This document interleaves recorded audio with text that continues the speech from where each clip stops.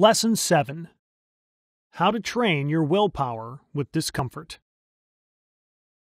You can introduce more willpower and discipline in your life if you make an effort to stop avoiding discomfort.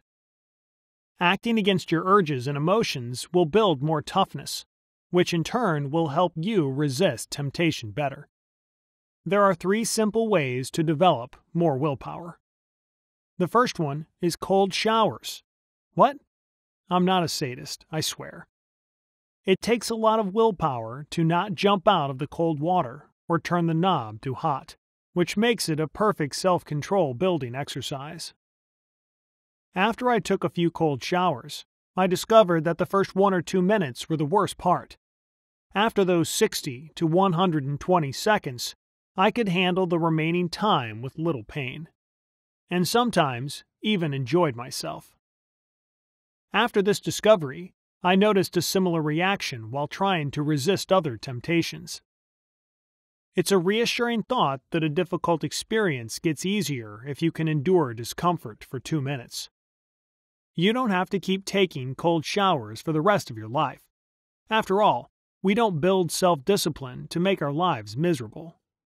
However, it's a good idea to take cold showers for a week or 2 as a short-term experiment. It will teach you a lot about your limits. You'll soon go from, I'm going to freeze, to, I can stand it, to, it's not that bad.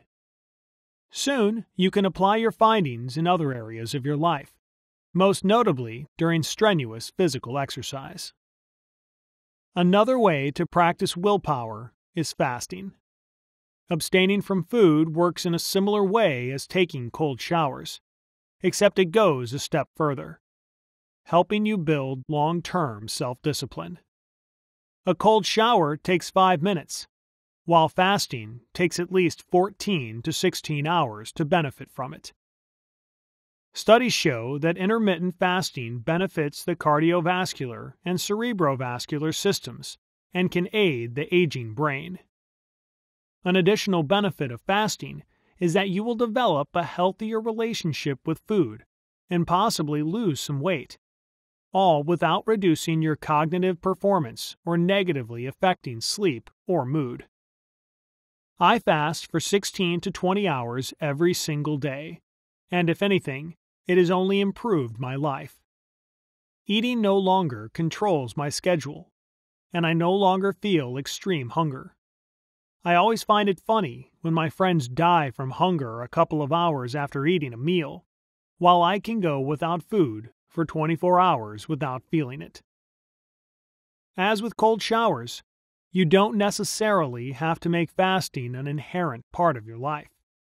Even fasting just once a week, for instance, you can stop eating at 6 p.m. one day and resume at 6 p.m. the next day, will help you practice willpower. I highly recommend fasting at least occasionally. You can skip a meal or 2, stop eating for a full day, or temporarily change your eating pattern. If you discover fasting isn't for you, you can always go back to your usual patterns. Obviously, if you suffer from any health disorders, speak with your doctor first. I don't recommend recklessness, and I'm not qualified to make any decisions for you. The last simple way to practice willpower is to go beyond the first feeling of fatigue. Sir Roger Bannister, the first man to run the mile in less than 4 minutes in 1954, said in 2000, "It's the brain, not the heart or lungs, that is the critical organ." Studies show that the first feeling of fatigue is an emotion, not the signal that your body is exhausted and can't go on any longer. Consequently, you can learn how to exert more self-discipline when you decide to go past that first feeling of fatigue and see how much further you can push yourself. The easiest area where you can introduce this practice is exercise. If you go to the gym, don't be afraid to go past your limits and see if you can push more. Always make it a priority to do it in a safe way, using proper form and a spotter to help you. I do it from time to time at the gym.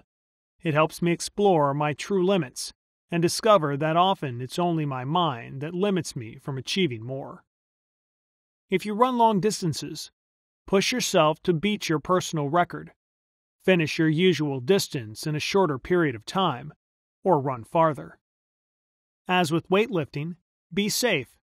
Don't push so far or hard that you injure yourself.